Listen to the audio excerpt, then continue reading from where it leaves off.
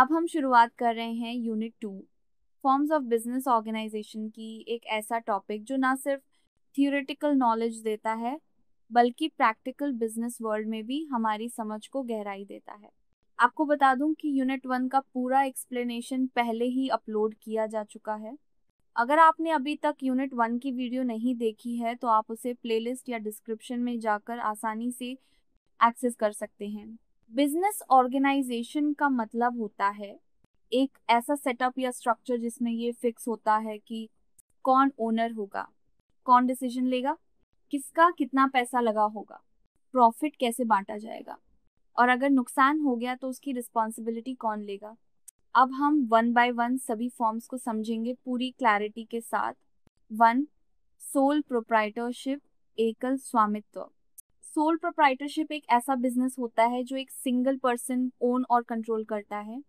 वो खुद ही पैसा लगाता है, खुद ही डिसीजन लेता है और खुद ही प्रॉफिट या लॉस हैंडल करता है। कैरेक्टरिस्टिक्स 1. Single ownership. बिजनेस एक ही पर्सन का होता है, वो ही उसका मालिक होता है। 2. No legal formality. स्टार्ट करने के लिए कोई बड़ा लीगल प्रोसेस नहीं होता, बहुत आसानी से शुरू किया जा सकता है। 3. Direct decision making. ओनर खुद ही सारे डिसीजंस लेता है, किसी से पूछने की जरूरत नहीं होती। 4. Unlimited liability. अगर बिजनेस में लॉस होता है तो ओनर को अपनी पर्सनल प्रॉपर्टी से भी भरपाई करनी पड़ सकती है। 5. Ownership non transferable. बिजनेस को इजीली किसी और के नाम ट्रांसफर नहीं किया जा सकता। Advantages 1. Easy to start and close. इस बिजनेस को ओपन और बंद करना बहुत आसान होता है। 2. Fast decision making. ओनर अकेला होता है तो डिसीजंस बिना डिले के हो जाते हैं। 3. Full profit to owner. जितना भी प्रॉफिट होगा वो ओनर को ही मिलेगा। 4. Privacy maintained. बिजनेस की सारी डिटेल्स सिर्फ ओनर के पास रहती हैं, कोई इंटरफेरेंस नहीं होता। डिसएडवांटेजेस 1. Limited capital. सिर्फ एक ही पर्सन पैसा लगाता है तो कैपिटल की कमी हो सकती है। 2. Unlimited liability. अगर बिजनेस डूब जाए तो ओनर की पर्सनल प्रॉपर्टी भी जा सकती है। 3. Lack of continuity. अगर ओनर को कुछ हो जाए तो बिजनेस ऑटोमेटिकली बंद हो सकता है। 4. Limited growth. एक व्यक्ति सब कुछ अकेला मैनेज करता है इसलिए बिजनेस ज्यादा ग्रो नहीं कर पाता। 2. पार्टनरशिप साझेदारी, मीनिंग पार्टनरशिप में 2 या ज्यादा लोग मिलकर एक बिजनेस शुरू करते हैं और प्रॉफिट लॉस डिसीजन काम सब कुछ आपस में शेयर करते हैं। Characteristics 1. Based on agreement. Partnership start करने के लिए एक अग्रीमेंट बनता है जिसे हम पार्टनरशिप डीड कहते हैं। 2. Joint ownership. बिजनेस सभी पार्टनर्स का होता है, ओनरशिप सब में डिवाइड होती है। 3. Profit loss sharing. जैसा डीड में लिखा गया हो उसी हिसाब से सभी पार्टनर्स प्रॉफिट और लॉस शेयर करते हैं। 4. Unlimited liability.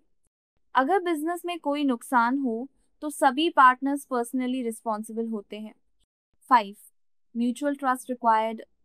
पार्टनरशिप चलाने के लिए पार्टनर्स के बीच ट्रस्ट बहुत इंपॉर्टेंट होता है। एडवांटेजेस 1. More capital. एक से ज्यादा लोग पैसा लगाते हैं तो कैपिटल ज्यादा होती है। 2. Work division. हर पार्टनर अपना काम अलग अलग कर सकता है जिससे बर्डन कम होता है। 3. Better decision making. जब ज्यादा माइंड्स होते हैं तो डिसीजन ज्यादा सोच समझ कर लिए जाते हैं। 4. Easy to start. इसका फॉर्मेशन भी आसान होता है और कॉस्ट इफेक्टिव भी। डिसएडवांटेजेस 1. Unlimited liability. सभी पार्टनर्स को लॉस की पर्सनल रिस्पॉन्सिबिलिटी लेनी पड़ती है। 2. Conflict possibility. हर किसी की सोच अलग होती है जिससे आर्ग्यूमेंट्स और कॉन्फ्लिक्ट्स हो सकते हैं। 3. No separate legal identity. Firm की कोई अलग पहचान नहीं होती, वो सिर्फ पार्टनर्स के नाम से चलती है। 4. Limited life. अगर कोई पार्टनर छोड़ दे या उसकी डेथ हो जाए तो पार्टनरशिप खत्म हो सकती है। 3. Joint Hindu family business. संयुक्त हिंदू परिवार व्यवसाय, मीनिंग ये बिजनेस फॉर्म सिर्फ हिंदू अनडिवाइडेड फैमिली में होता है। इसमें जो बिजनेस है वो पूरे परिवार का होता है और उसे फैमिली का सबसे बड़ा मेल मेंबर चलाता है, जिसे हम कार्टा कहते हैं। इसमें मेंबर बनने के लिए कोई एग्रीमेंट नहीं होता, सिर्फ जन्म से ही व्यक्ति ऑटोमेटिकली बिजनेस का हिस्सा बन जाता है। Characteristics 1, birth based membership. कोई भी फैमिली मेंबर जैसे ही पैदा होता है वो बिजनेस का हिस्सा बन जाता है। 2, कंट्रोल बाय कार्टा। सारा कंट्रोल और अथॉरिटी फैमिली के सबसे बड़े व्यक्ति यानी कार्टा के पास होता है। 3, अनलिमिटेड लाइबिलिटी ऑफ कार्टा। अगर बिजनेस में लॉस हो जाए तो सिर्फ कार्टा की पर्सनल प्रॉपर्टी से वो भरपाई की जाती है, बाकी मेंबर्स की लाइबिलिटी लिमिटेड होती है। 4, कंटिन्यूटी। अगर कार्टा की डेथ हो जाए तो अगला सीनियर मेंबर ऑटोमेटिकली कार्टा बन जाता है और बिजनेस चलता रहता है। 5, नो रजिस्ट्रेशन रिक्वायर्ड। इस बिजनेस को शुरू करने के लिए किसी लीगल रजिस्ट्रेशन की जरूरत नहीं होती। Advantages 1, fast decisions. कर्ता अकेला मैनेज करता है, इसलिए डिसीजंस जल्दी और डायरेक्टली लिए जाते हैं। 2, बिजनेस कंटिन्यूटी। बिजनेस किसी एक इंसान के जाने से बंद नहीं होता, अगला मेंबर हैंडल कर लेता है। 3, लेस कॉन्फ्लिक्ट्स। सभी एक ही फैमिली के होते हैं तो जनरली ट्रस्ट और कोऑपरेशन बना रहता है। 4, सिंपल मैनेजमेंट। सिस्टम सिंपल रहता है क्योंकि कंट्रोल एक ही व्यक्ति के पास होता है। Disadvantages 1, limited resources. पूंजी और स्किल सिर्फ फैमिली के अंदर ही होते हैं, बाहर से इन्वेस्टर्स नहीं आते।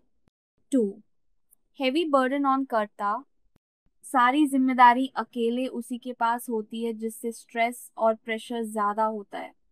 3, नो इंडिविजुअल रिकग्निशन। को पार्टनर्स का नाम और योगदान सामने नहीं आता, सब कुछ कार्टा के नाम से होता है। 4, ग्रोथ लिमिटेड। फैमिली तक ही सीमित होने की वजह से बिजनेस का विस्तार धीरे होता है। 4, कोऑपरेटिव सोसाइटी, सहकारी संस्था। मीनिंग, कोऑपरेटिव सोसाइटी एक ऐसा ग्रुप होता है जिसमें लोग मिलकर कोई कॉमन ऑब्जेक्टिव पूरा करने के लिए जुड़ते हैं, जैसे सस्ता सामान पाना, रॉ मटेरियल खरीदना या सेवाएं लेना। इसका मेन फोकस प्रॉफिट नहीं होता बल्कि म्यूचुअल हेल्प और सर्विस होता है।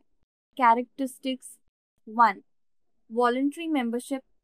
कोई भी पर्सन अपनी मर्जी से मेंबर बन सकता है और चाहे तो बाहर भी जा सकता है। 2, सर्विस मोटिव। इसका उद्देश्य मेंबर्स की जरूरतें पूरी करना होता है, ना कि प्रॉफिट कमाना। 3, डेमोक्रेटिक सेटअप। हर मेंबर को एक वोट मिलता है चाहे उसने कितना भी पैसा लगाया हो। 4, लीगल रजिस्ट्रेशन। सोसाइटी को कोऑपरेटिव सोसाइटीज एक्ट के तहत रजिस्टर कराना जरूरी होता है। 5, लिमिटेड लायबिलिटी। हर मेंबर की रिस्पॉन्सिबिलिटी उसकी इन्वेस्टमेंट तक ही होती है। Advantages 1, easy to start. Minimum 10 लोग मिलकर इसे शुरू कर सकते हैं और गवर्नमेंट भी सपोर्ट देती है। 2, इक्वल राइट्स। हर मेंबर को इक्वल वोटिंग राइट्स मिलते हैं जिससे फेयरनेस बनी रहती है। 3, गवर्नमेंट सपोर्ट।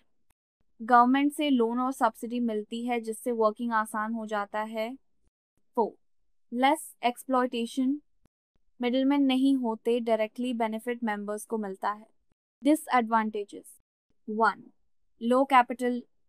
मेंबर्स आम लोग होते हैं इसलिए फंड बहुत लिमिटेड होता है।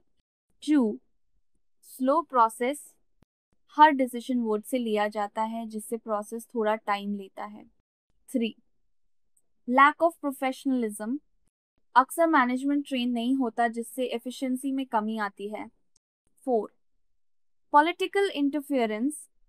कुछ सोसाइटीज में लोकल पॉलिटिक्स का असर भी पड़ता है।